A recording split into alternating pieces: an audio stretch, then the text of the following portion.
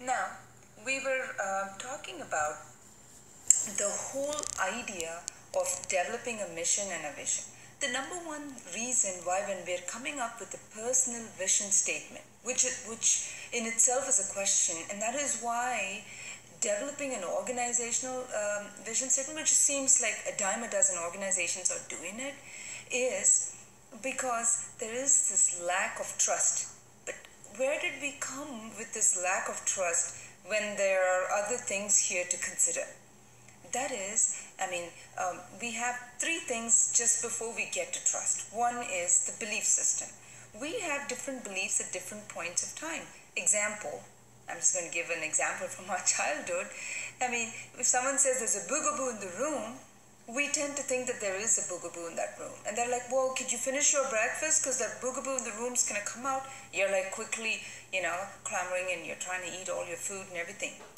And that is one level of belief. Over a point of time, that belief changes. You're like, well, there isn't a boogaboo. So-and-so just said it. I know it's not there.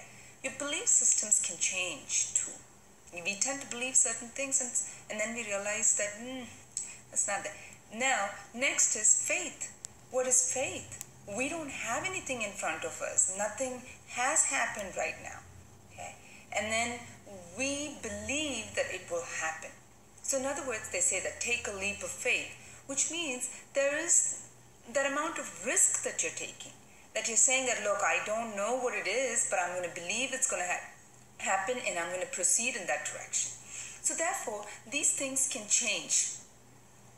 But when you come to the feeling of trust, okay, trust like that, like when someone's holding their child or their baby, the baby is holding on to the parent is holding on to the baby. There is that amount of trust that they are in safe hands.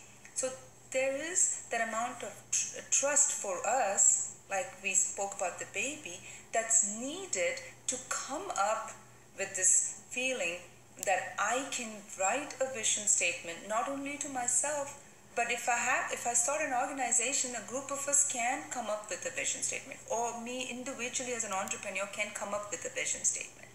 Now, when it comes to the vision statement, where it's not something that's going to happen right away.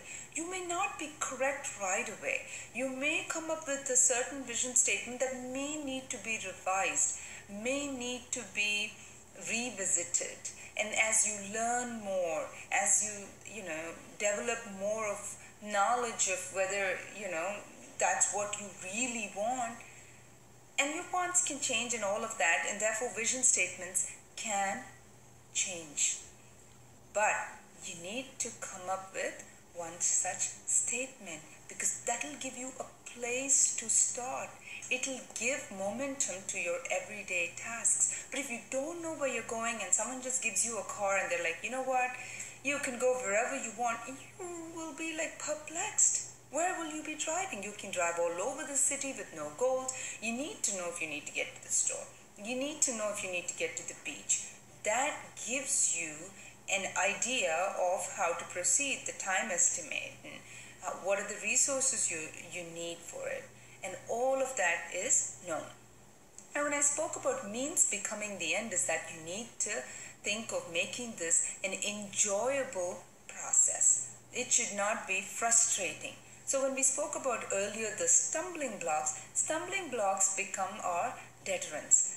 So therefore, we need to make every minute of it enjoyable.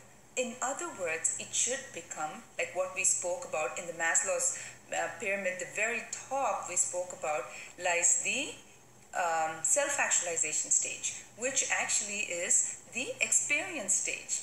Okay?